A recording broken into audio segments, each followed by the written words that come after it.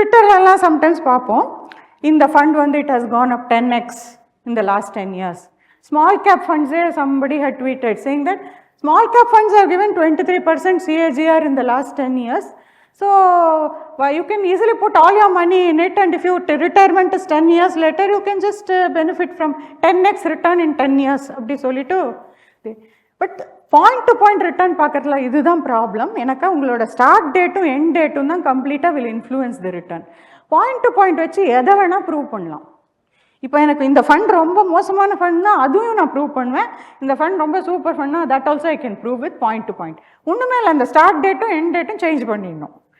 So ஏன் இப்போ point to point returns are looking so good on small cap ஃபண்ட்ஸ்னாக்கா it's because of starting date for this being 2013.